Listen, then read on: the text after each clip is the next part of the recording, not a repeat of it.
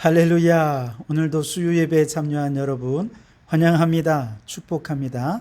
오늘도 주시는 주님의 은혜를 함께 풍성히 누리는 이 시간 되기를 바랍니다. 오늘 두 군데 말씀을 찾겠는데요. 먼저 디모데전서 6장 3절에서 10절까지 말씀을 봉독해 드리겠습니다.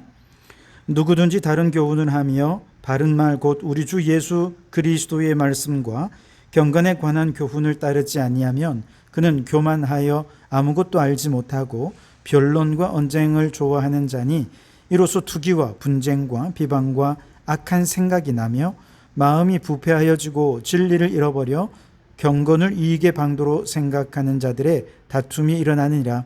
그러나 자족하는 마음이 있으면 경건은 큰 이익이 되느니라. 우리가 세상에 아무것도 가지고 온 것이 없음에 또한 아무것도 가지고 가지 못하리니 우리가 먹을 것과 입을 것이 있은즉 족한 줄로 알 것이니라. 부하려 하는 자들은 시험과 올무와 여러 가지 어리석고 해로운 욕심에 떨어지나니 곧 사람으로 파멸과 멸망에 빠지게 하는 것이라. 돈을 사랑함이 일만하게 뿌리가 되나니 이것을 탐내는 자들은 미혹을 받아 믿음에서 떠나 많은 근심으로써 자기를 찔렀도다. 아멘. 이어지는 말씀은 빌립보서 4장 11절에서 13절 말씀입니다. 봉독해 드립니다. 내가 궁핍함으로 말하는 것이 아니니라. 어떠한 형편에든지 나는 자족하기를 배웠노니 나는 비천에 처할 줄도 알고 풍부에 처할 줄도 알아.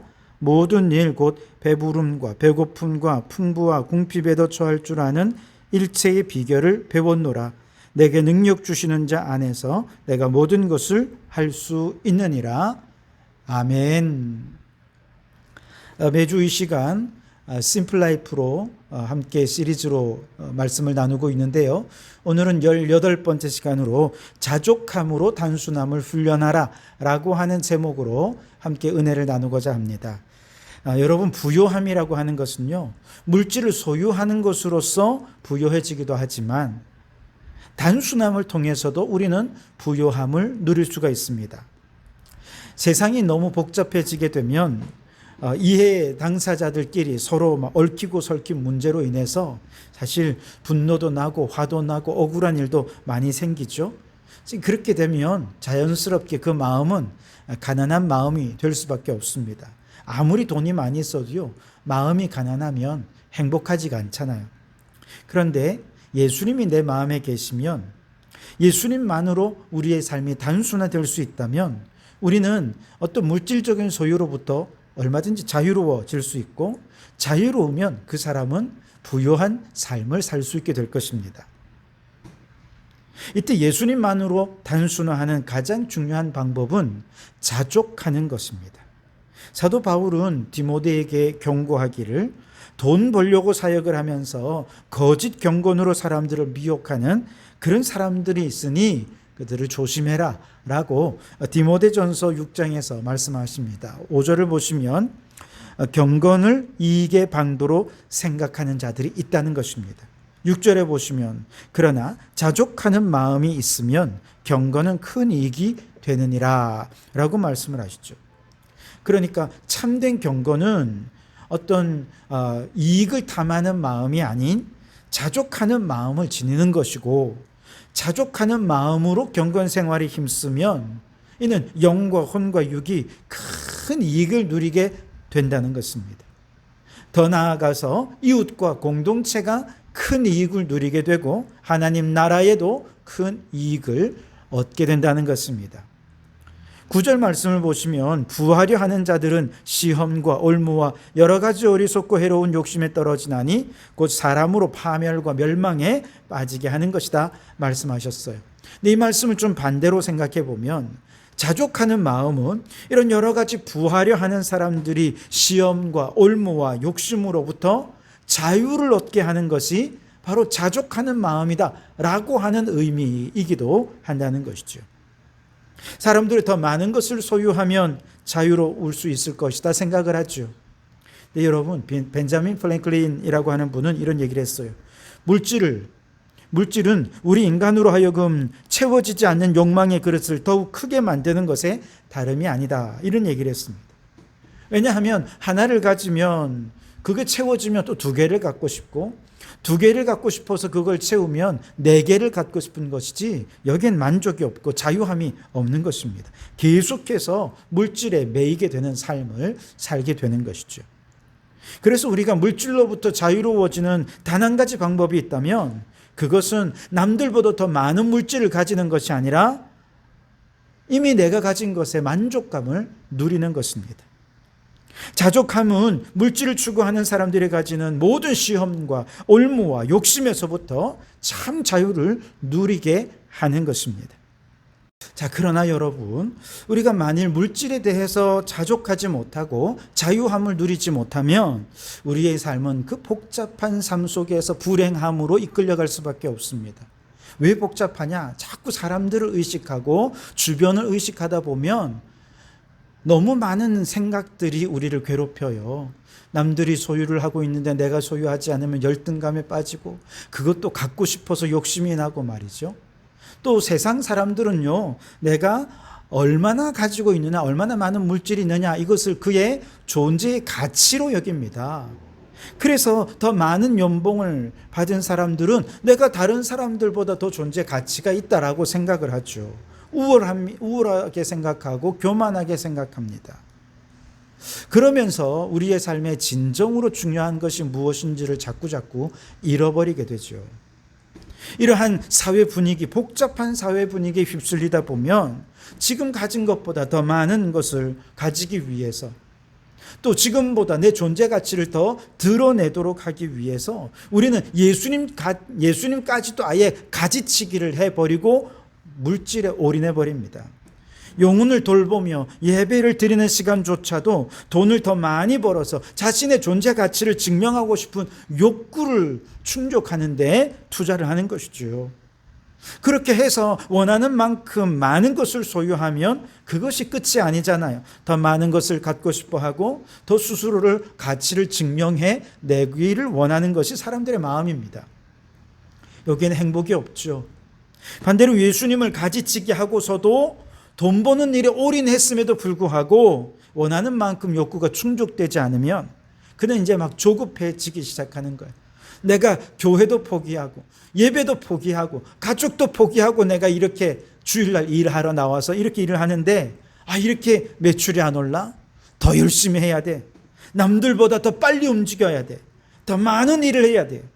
그렇게 자꾸 더 속도를 내고 더 빨라지려고 하고 더 많은 일들을 하려 하다 보면 삶이 너무 복잡해집니다. 너무 힘들어집니다. 어느 순간 과부하가 걸려서 마음만큼 삶의 속도를 따라가지 못하게 되고 그러다 보면 어느 순간 번아웃 증상을 겪고 마는 것이죠. 10절 말씀을 보십시오. 돈을 사랑함이 일만하게 뿌리가 되나니 이것을 탐내는 자들은 미혹을 받아 믿음에서 떠나 많은 근심으로서 자기를 찔렀도다 라고 말씀하십니다.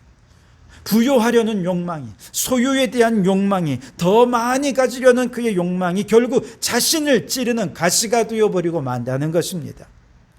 그러나 성경은 그러지 말라는 거예요. 제발 그러지 않도록 권면하고 있습니다. 히브리서 13장 5절 말씀에는 있는 바를 족한 줄로 알라고 말씀하십니다. 이미 예수 그리스도를 통해 우리에게 받은 바 구원의 은혜만으로 너무나도 감사하고 너무나도 만족하죠. 그러니 우리가 소유하는 이런 소유로부터 좀 자유하라는 것입니다. 더 이상 복잡한 욕망이 자신의 삶을 찌르고 무너뜨리고 파괴하고 죽이는 인생에서 이제 좀 해방되라는 것입니다. 그리고 단순함에서 오는 부요함을 누리라고 주님은 말씀하시는 거예요. 여러분, 진정한 부요는 오늘 이미 내게 주신 것에 만족하고 자족하고 감사하며 누리는 참 자유함에 있다는 사실을 깨달으시기 바랍니다. 이제 진짜 부자로 살며 참된 자유자로 살아가는 우리 성도들이 되시기를 주님의 이름으로 축원합니다. 사도 바울은 자신이 자족하는 마음을 어떻게 훈련해 갔는지를 빌립보서 4장 11절에서 13절에 우리에게 전해주고 있습니다. 내가 궁핍함으로 말하는 것이 아니니라. 어떠한 형편에든지 나는 자족하기를 배웠노니 나는 비천에 처할 줄도 알고 풍부에 처할 줄도 알아. 모든 일 곧 배부름과 배고픔과 풍부와 궁핍에도 처할 줄 아는 일체의 비결을 배웠노라. 내게 능력 주시는 자 안에서 내가 모든 것을 할 수 있느니라. 아멘. 바울은요, 자족함을 배움의 대상으로 여겼대요. 자족함을 배웠다라고 하는 것은 의도적으로 매 순간 자족하기 위해 애썼다는 것을 말해주는 것입니다.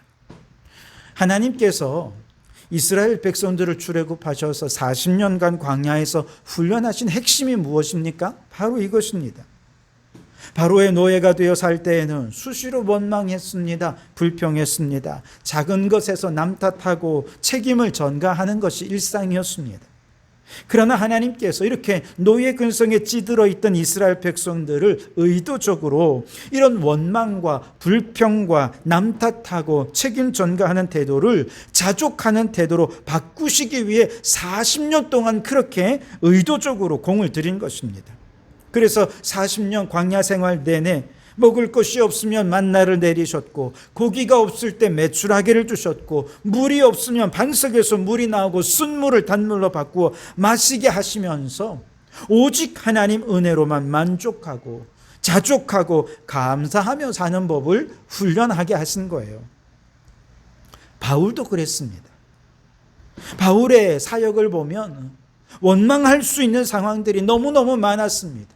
저 같았으면 하나님께 불평하고 원망하고 하나님을 탓하고 그렇게 하나님께 모든 책임을 전가하고자 하는 그런 마음이 제 마음에 가득 찼을 그런 상황으로 충분했습니다. 고린도후서 11장에 사도 바울이 스스로 고백하는 자신의 상황들을 한번 보십시오. 그는 옥에 갇히기도 하고 수없이 맞고 여러 번 죽을 뻔했습니다. 유대인에게 40에 하나 감한 매를 5번이나 맞았고, 3번 태장으로 맞았고, 1번 돌로 맞았고, 3번 파선하고 1주야를 깊은 바다에서 지내야 했습니다. 선교 여행 중에 강의 위험, 강도의 위험, 동족의 위험, 이방인의 위험, 시내의 위험, 광야의 위험, 바다의 위험, 거짓 형제들의 위험을 당하고 잠도 제대로 못 자, 늘 줄이고 목마르고 굶주리고 배고프고 춥고 헐벗은 사역을 하면서 매 순간 하나님, 내가 주님을 위해 일하는데 왜 내 인생은 이렇게 고달프기만 합니까? 원망과 불평을 쏟아낼 수밖에 없는 그런 상황들이 너무너무 많았잖아요. 그러나 바울은 그 모든 순간에 의도적으로 원망과 불평을 멈추었습니다. 그리고 하나님께서 이미 베풀어 주신 것에 자족하며 만족하며 감사하는 것을 훈련해 갔다는 것입니다. 무엇보다 바울은 그 모든 순간에 그는 상황을 예수님을 중심으로 단순하게 인식하는 법을 훈련하면서 자족함을 훈련해 갔습니다. 무슨 말이냐? 고린도후서 4장에 보면 그는 사방으로 우겨쌈을 당하고 답답한 일을 당하고 박해를 받고 거꾸로 뜨림을 당할 때 그는 항상 외부의 위협과 어려움을 바라보지 않고 질그릇 같은 자신의 내면 속에 거주하시는 보배로운 예수님을 생각했다는 거예요. 이 모든 어려움을 해체할 능력은 예수님께 있고 내게 있지 않다라고 고백하면서 상황이 어렵고 힘들어지면 힘들어질수록 모든 능력의 근원이 되시는 예수님을 생각하고 예수님을 바라보고 예수님을 의지하면서 예수님을 중심으로 모든 상황을 단순하게 파악하고 단순하게 문제들을 해결하려 했다는 것입니다. 마음에 왜 두려움이 없었겠습니까? 왜 낙심할 때가 없었겠습니까? 좌절될 때도 있었을 것입니다. 그러나 그런 생각이 들면서 예수님께서 왜 내게 이런 험한 사역을 하게 하셨을까? 원망하고 싶은 마음이 들 때 그는 이렇게 고백했습니다. 갈라디아서 2장 20절 말씀에 내가 그리스도와 함께 십자가에 못 박혔나니 그런즉 이제는 내가 사는 것이 아니 오직 내 안에 그리스도께서 사신 것이라. 나는 이미 죽었습니다. 이제 예수님만이 내 삶의 주인이십니다 고백하면서 모든 능력의 근원이신 예수님께 그의 모든 삶을 의탁했다는 것이죠. 그랬더니 그 결과 빌립보서 4장 13절 말씀에 내게 능력 주시는 자 안에서 내가 모든 것을 할 수 있었노라고 간증할 수 있게 된 것이죠. 바울의 자족함의 비결은 모든 복잡한 현실 속에서 예수님을 중심으로 하는 것이었습니다. 바울은 내 안에 계신 예수님의 진정한 가치를 아는 사람이었습니다. 나는 질그릇 같은 존재지만 예수님은 나 같은 자와 비교할 수 없는 보배로운 분임을 깨달았습니다. 나는 무능하지만 내 안에 계신 예수님은 모든 것을 할 수 있는 능력을 가진 분임을 믿었습니다. 그렇게 내 안에 거하시는 예수님이 얼마나 위대하신 분인지 그 가치를 알고 인정하면 우리가 처한 형편이 배가 고프든 배가 부르든 병이 들었든 건강하든 돈이 있든 돈이 없든 모든 순간에 예수님을 중심으로 단순화해서 주님, 이 모든 상황에 주님이 일하십시오. 내게 능력 주시는 예수님 안에서 모든 문제 해결될 줄 믿습니다. 주님께 맡긴 것입니다. 단순화의 능력이 바로 여기에 나타나는 것입니다. 사실 불의한 세상에서 예수님을 따라 믿음으로 살아가는 삶은 불의한 재물로 호화롭게 살기보다 차라리 가난하게 살지만 하나님 보시기에 올바른 삶을 살기로 선택하는 것 아니겠습니까? 그래서 예수님께서 말씀하셨듯이 여우도 굴이 있고 새도 거처가 있지만 인자에게는 머리 둘 곳이 없다. 이것이 제자들의 삶이기도 한 것이죠. 우리가 일부러 가난하게 살고 싶어서 그런 게 아니, 세상의 불의와 타협하지 않으려 하다 보니 어쩔 수 없이 가난하게 된 것이죠. 세상에서 성공하고 싶지 않아서 성공하지 못한 것이 아닙니다. 성공하기 위해 뇌물을 주고 거짓 서류를 작성하고 불법을 행하는 일 하지 않고 깨끗하게 사업을 하려 하다 보니 남들보다 성공하지 못하고 실패를 거듭할 수밖에 없었던 것이죠. 나 자신을 위해 사는 것이 아니라 주님을 위해 헌신하고 봉사하다 보니 건강에 이상이 찾아올 수 있습니다. 이처럼 믿음으로 살고자 하는 신앙의 원칙 때문에 가난해지고 실패가 거듭되고 건강에 이상까지 생기면 우리 마음에 자꾸 타협하고 싶은 마음이 생겨요. 그렇게 비천에 처하고 배고픔에 처할 때 우리는 내 안에 거하시는 예수님을 중심으로 이 모든 형편의 자족하는 법을 훈련해 간다면 우리는 세상과 타협하지 않을 수 있게 됩니다. 그런데 이런 훈련이 안 된 사람, 자족함의 훈련이 안 된 사람, 단순함의 훈련이 안 된 사람은요, 이런 상황에 처해지면 그냥 교회 탓을 합니다. 예수님 탓을 합니다. 무슨 일만 생기면 교회 때문에 내게 이런 일이 생겼다고, 목사님이 말씀대로 했다가 내 사업이 이렇게 망했다고 원망하고 불평하면서 믿음이 식어져 버리게 되는 것이죠. 이처럼 원망과 불평으로 가득한 마음으로 자족할 줄 모르는 사람들은 내 안에 계신 예수님의 가치를 제대로 알지 못하는 사람들입니다. 반대로 모든 것이 잘 되고 성공하고 뜻하는 대로 잘 풀려서 물질적으로도 풍요해지고 건강도 좋고 자녀들도 다 잘 될 때 모든 것이 내게 능력 주시는 주님의 은혜임을 알고 감사하고 겸손해야 됩니다. 그러지 않으면 우리에게 큰 어려움이 있게 됩니다. 역대상 21장에 보면 다윗이 왕이 되고 나라를 통일하고 그래서 다윗을 대적할 나라들이 없을 정도로 승승장구하게 되었을 때 그는 신하들에게 인구를 조사하라고 명령합니다. 이때 다윗은 모든 것이 자신의 공적이다 그렇게 생각하면서 군사들의 숫자를 세어서 자신이 이처럼 대단한 나라를 이루었다 스스로를 과시하고 싶은 마음이 있었던 것입니다. 다윗의 교만을 눈치챈 그의 충실한 신하 요압이 이렇게 교만해서는 안 된다고, 이건 하나님이 기뻐하시는 일이 아니라고 그렇게 분명히 말렸음에도 불구하고 다윗은 결국 이것을 강행했죠. 그 결과 어떻게 되었습니까? 하나님께서 사흘 동안 전국에 전염병을 내려서 수만 명의 사람들이 죽었습니다. 다윗이 그렇게 자랑했던 군사력이 급격히 감소하고만 것입니다. 누가 내 삶의 진정한 능력자인 줄 알면 우리는 결코 내가 이렇게 했다라고 교만해지지 않게 될 것입니다. 우리가 왜 만족하지 못하고 불평하고 원망하게 되는지 아십니까? 내 안에 계신 예수님의 능력, 그 예수님의 가치를 망각하기 때문에 그렇습니다. 이스라엘 백성들이 여리고성에서는 전쟁도 하지 않고 하나님의 명령에 순종해서 큰 승리를 거두지 않았습니까? 그런데 곧이어서 아이성 전투에서는요, 하나님께 기도도 안 했어요. 하나님께 묻지도 않고 인간적인 판단으로 전쟁을 했다가 아주 대패하고 맙니다. 하나님의 가치를 망각하게 되면 하나님을 무시하고 제 멋대로 하다가 결국 큰 낭패를 당할 수밖에 없다는 것이죠. 우리도 마찬가지입니다. 내 마음을 성전 삼고 내 안에 거하시는 예수님은 우리에게 능력을 주시는 분이십니다.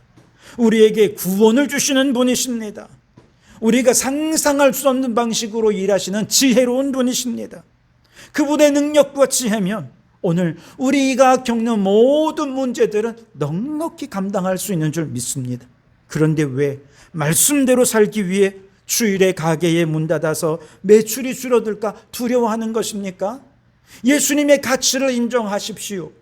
주일날 예배드리는 것들에 예배드리는 것 때문에 가족들이 하나 되지 못한다고 그것 때문에 예배보다 가족 모임을 선택합니까?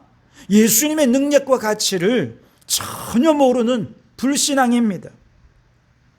로마서 8장 32절에 자기 아들을 아끼지 아니하시고 우리 모든 사람을 위하여 내주시니가 어찌 그 아들과 함께 모든 것을 우리에게 주시지 아니하겠느냐라고 말씀하십니다. 하나님께서는 이미 우리에게 주실 수 있는 가장 위대하고 가장 만족스러운 선물이신 예수 그리스도를 내어주셨어요. 그뿐만 아니라 아들과 함께 모든 것을 우리에게 주시겠다고 약속해 주신 분이 우리 하나님이십니다. 그 보배로운 예수님을 질그릇 같은 우리 안에 모시지 않았습니까? 그렇다면 그 예수님의 진정한 가치를 인정하실 수 있기를 바랍니다. 믿으실 수 있기를 바랍니다. 우리는 이미 가장 만족스러운 선물을 받은 자들입니다. 더 적극적으로 예수님을 마음의 주인으로 영접하고 예수님께 의지하고 의탁하면 그 아들과 함께 우리 하나님 모든 삶의 필요와 능력을 더해 주실 줄 믿습니다.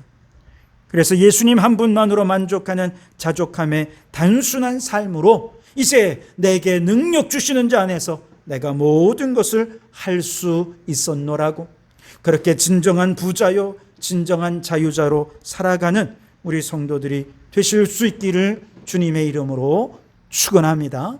기도하겠습니다. 오 주님, 돈을 사랑함이 일만하게 뿌리입니다. 물질을 추구하는 욕망은 결국 자신의 인생을 찌르고 파괴하고 무너뜨리고 말 것입니다. 그러니 주님, 물질의 욕망으로부터 자유하는 저희들 되게 해 주시옵소서. 그 자유함의 핵심에는 자족함이 있고 사도 바울은 자족함을 배우기 위해 예수님만으로 만족하는 단순함을 훈련했다 했습니다. 바라기는 우리도 모든 순간 내 안에 거하시는 예수님 이야말로 내 인생 최고의 위대한 선물로 받은 가장 보배롭고 존귀한 분이심을 깨닫고 주님 한 분만으로 만족하며 살아가는 이 단순한 삶을 훈련하게 해 주시옵소서. 이제 우리 육체의 남은 때를 욕망을 따르는 삶이 아니라 내 안에 거하시는 예수님을 의지하며 참된 부자요 자유자로 살아가는 저희들 되게 해 주시옵소서. 예수님 이름으로 기도하옵나이다. 아멘.